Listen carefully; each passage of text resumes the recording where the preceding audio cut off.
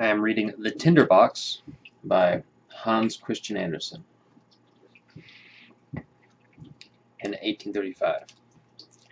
There came a soldier marching down the high road. 1, 2, 1, 2. He had his knapsack on his back and his sword at his side as he came home from the wars. On the road he met a witch, an ugly old witch, a witch whose lip dangled right down on her chest. "Good evening, soldier," she said. "What a fine sword you've got there, and what a big knapsack! Aren't you every inch a soldier? And now you shall have money as much as you please." "That's very kind, you old witch," said the soldier. "See that big tree?" The witch pointed to one nearby them. "It's hollow to the roots. Climb to the top of the trunk and you'll find a hole, through which you can let yourself deep down under the tree. I'll tie a rope around the middle so that when you call me I can pull you up again." "What would I do deep under the tree?" the soldier wanted to know. "Fetch money," the witch said. "Listen, when you touch bottom you'll find yourself in a great hall. It is very bright there, because more than 100 lamps are burning. By their light you will see 3 doors. Each door has a key in it, so you can open them all. If you walk into the first room, you'll see a large chest in the middle of the floor. On it sits a dog, and his eyes are as big as saucers. But don't worry about that. I'll give you my blue checked apron to spread out on the floor. Snatch up that dog and set him up on my apron. Then you can open the chest and take out as many pieces of money as you please. They are all copper. But if silver suits you better, then go into the next room. There sits a dog, and his eyes are as big as mill wheels. But don't you care about that. Set the dog on my apron while you line your pockets with silver. Maybe you'd rather have gold. You can, you know. You can have all the gold you can carry if you go into the third room. The only hitch is that there on the money chest sits a dog, and each of his eyes is as big as the round tower of Copenhagen. That's the sort of dog he is. But never you mind how fierce he looks. Just set him on the apron, and he'll do you no harm, as you help yourself from the chest all the gold you want." "That suits me," said the soldier. "But what do you get out of all this, you old witch? I suppose you want your share." "No, indeed," said the witch. "I don't want a penny of it. All I ask is for you to fetch me an old tinderbox that my grandmother forgot the last time she was down there." "Good," said the soldier. "Tie the rope around me." "Here it is," said the witch, "and here's my blue checked apron." The soldier climbed up to the hole in the tree and let himself slide through it, feet foremost, down into the great hall where the hundreds of lamps were burning, just as the witch had said. Now he threw open the first door he came to. Ugh! There sat a dog glaring at him with eyes as big as saucers. "You're a nice fellow," the soldier said, as he shifted him to the witch's apron and took all the coppers that his pockets would hold. And he shut up the chest and set the dog back on it and made for the second room. Alas and alack! There sat the dog with eyes as big as mill wheels. "Don't you look at me like that," the soldier set him on the witch's apron. "You're apt to strain your eyesight." When he saw the chest brimful of silver, he threw away all his coppers and filled both his pockets and knapsack with silver alone. Then he went into the third room.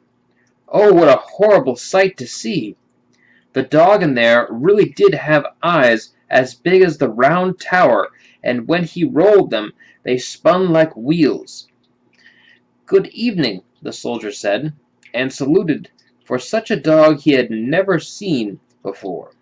But on second glance he thought to himself, this won't do, so he lifted the dog down to the floor and threw open the chest. What a sight! Here was gold and to spare.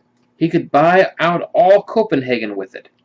He could buy all the cake woman's sugar pigs and all the tin soldiers, whips, and rocking horses there are in the world. Yes, there was really money. In short order, the soldier got rid of all the silver coins he had stuffed in his pockets and knapsack to put gold in their place. Yes, sir, he crammed all his pockets, his knapsack, his cap, and his boots so full that he scarcely could walk. Now he was made of money. Putting the dog back on the chest, he banged out the door and called up through the hollow tree, "Pull me up now, you old witch." "Have you got the TinderBox?" asked the witch. "Confound the TinderBox," the soldier shouted. "I clean forgot it." When he fetched it, the witch hauled him up. There he stood on the high road again, with his pockets, boots, knapsack, and cap full of gold. "What do you want with the TinderBox?" he asked the old witch. "None of your business," she told him. "You've had your money, so hand over my TinderBox." "Nonsense," said the soldier. "I'll take out my sword and I'll cut your head off if you don't tell me at once what you want with it." "I won't," the witch screamed at him. So he cut her head off. There she lay, but he tied all the money in her apron, slung it over his shoulder, stuck the TinderBox in his pocket, and struck out for town. It was a splendid town. He took the best rooms at the best inn, and ordered all the good things he liked to eat, for he was a rich man now because he had so much money. The servant who cleaned his boots may have thought him remarkably well worn for a man of such means, but that was before he went shopping. Next morning he bought boots worthy of him, and the best clothes. Now that he had turned out to be such a fashionable gentleman, people told him all about the splendors of their town, all about their king, and what a pretty princess he had for a daughter. "Where can I see her?" the soldier inquired. "You can't see her at all," everyone said. "She lives in a great copper castle inside all sorts of walls and towers. Only the king can come in or go out of it, and for it's been foretold that the princess will marry a common soldier. The king would rather she didn't." "I like to see her just the same," the soldier thought, but there was no way to manage it. Now he lived a merry life. He went to the theater, drove about in the king's garden, and gave away money to poor people. This was to his credit, for he remembered from the old days what it felt like to go without a penny in your pocket. Now that he was wealthy and well dressed, he had all too many who called him their friend and a genuine gentleman. That pleased him. But he spent money every day without making any, and wound up with only 2 coppers to his name.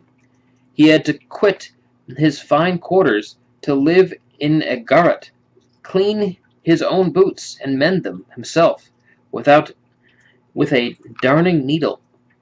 None of his friends came to see him because there were too many stairs to climb.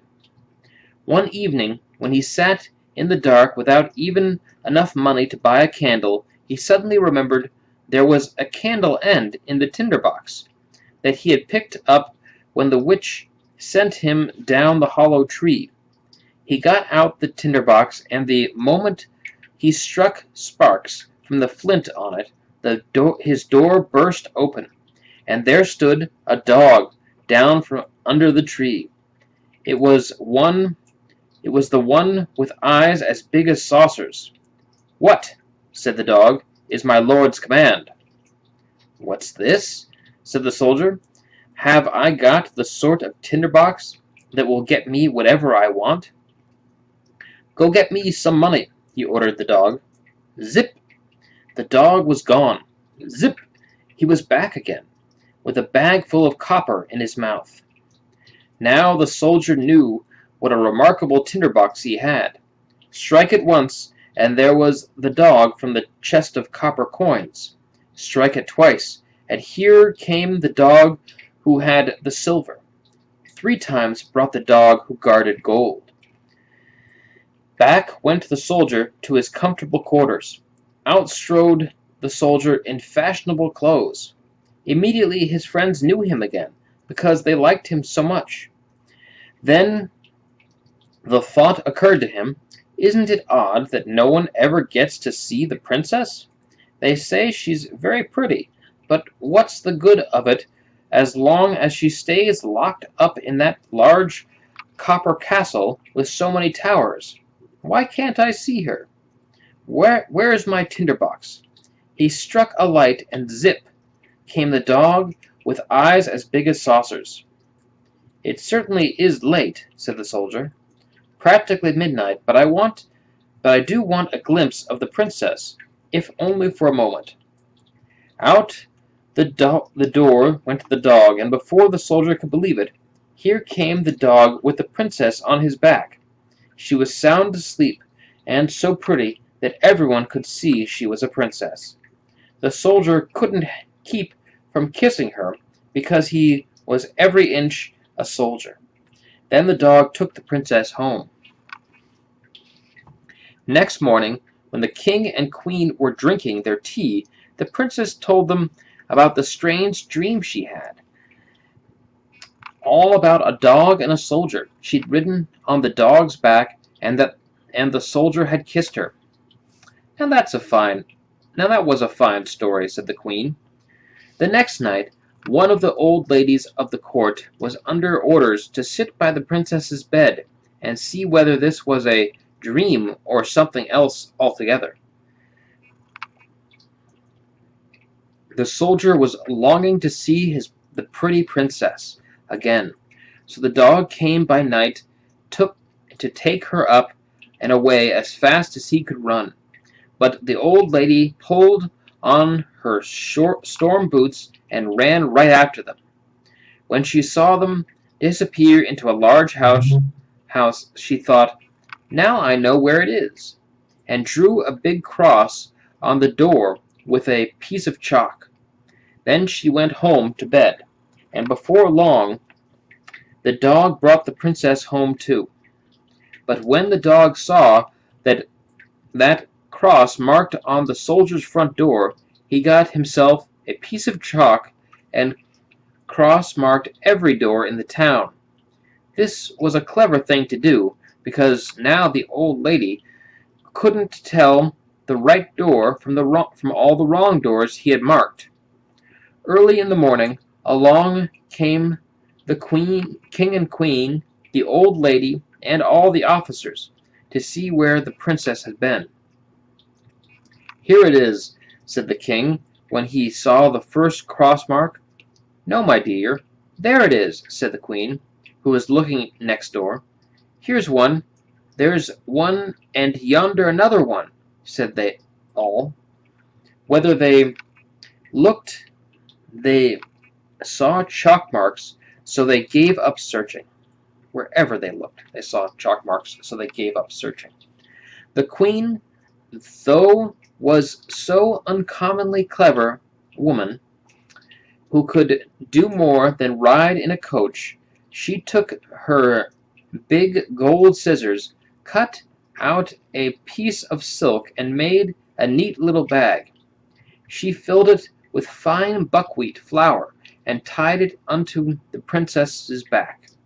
Then she pricked a little hole in it so that the flour would sift out along the way, wherever the princess might go. Again the dog came in the night, and took the princess on his back, and ran with her to the soldier, who loved her so much that he would have been glad to be a prince just so he could make her his wife. The dog didn't notice how the flower made a trail from the castle right up to the soldier's window, where he ran up the wall with the princess. So in the morning it was all too plain to the king and queen just where their daughter had been. They took the soldier, they put him in prison. There he sat. It was dark, and it was dismal, and they told him, "Tomorrow is the day for you to hang."